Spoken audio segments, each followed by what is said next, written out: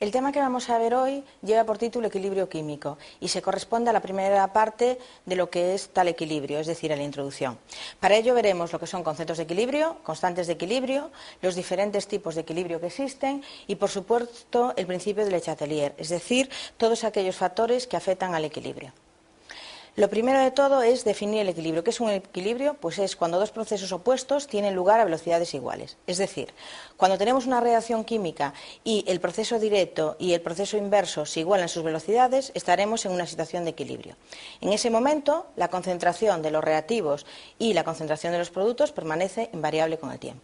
Por ejemplo, si vemos la reacción de descomposición del tetraóxido de dinitrógeno para dar NO2, como aparece en la reacción de la izquierda, podemos ver que se establece una situación de equilibrio. Hay un proceso directo y un proceso inverso y esos dos se van a igualar.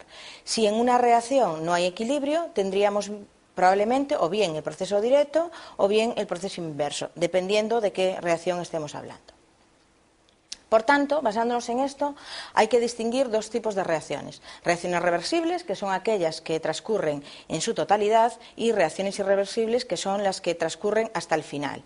¿Qué quiere decir esto? En una reversible, el reactivo se transforma en producto y el producto posteriormente se transformaría en reactivo.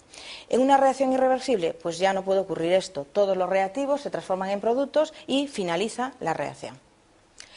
Si analizamos las gráficas que aparecen en esta transparencia, tenemos la misma reacción química, la del tetraóxido de dinitrógeno para dar NO2. ¿Qué ocurre? Que vamos a estar en situaciones diferentes de equilibrio. En la primera gráfica tenemos que partimos de una cantidad inicial de NO2, sin embargo la concentración del N2O4 es cero. A medida que avanzamos en el tiempo se establecerá una situación de equilibrio como la que se indica en la primera figura. Si vamos a la figura del medio, pues podemos ver que se parte de una concentración inicial de N2O4 y de nada de NO2. Una vez que se establezca el equilibrio, llegamos a unas concentraciones finales de las dos especies. Y por último, para la tercera gráfica, tenemos que partimos de una concentración inicial de NO2, de una concentración inicial de N2O4 y a medida que avanza el tiempo se volverá a encontrar en una situación de equilibrio. Comparando las tres gráficas, podemos ver que las concentraciones de ambas especies difieren una vez que ha pasado un tiempo determinado. Es decir, se llega a situaciones de equilibrio, pero como las concentraciones iniciales son diferentes, se llegan a situaciones de equilibrio diferentes. En el equilibrio es muy importante determinar, por tanto, cuál es la constante de equilibrio, que es la que va a regular dicho equilibrio. Para ello tenemos como ejemplo la reacción que aparece en la parte superior. Es decir, tenemos dos reactivos A y B que van a dar dos productos C y D.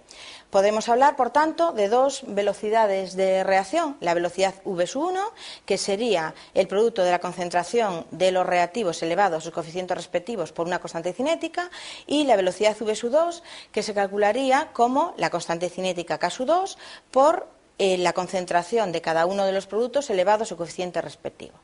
Bueno, pues relacionamos ambas velocidades y tendremos la expresión que aparece en la parte media de la transparencia. Es decir, la constante cinética S1 partido de la constante cinética S2, eso es lo que se denomina constante de equilibrio, es igual a la concentración de los productos elevado a sus coeficientes respectivos partido a la concentración de los reactivos elevado a sus coeficientes respectivos. Bueno, pues como podemos ver, la constante de equilibrio, por tanto, es un cociente de constantes cinéticas. ¿En qué varía o cómo cambia la constante de equilibrio? Pues básicamente se ve afectada por la naturaleza de los reactivos y de los productos y también por la temperatura. A una temperatura constante, la constante de equilibrio permanece constante. Si varía la temperatura, la constante varía. Es muy importante señalar que a veces no se tiene en cuenta que la constante de equilibrio no tiene unidades. ¿Por qué no tiene unidades? Pues porque realmente su valor no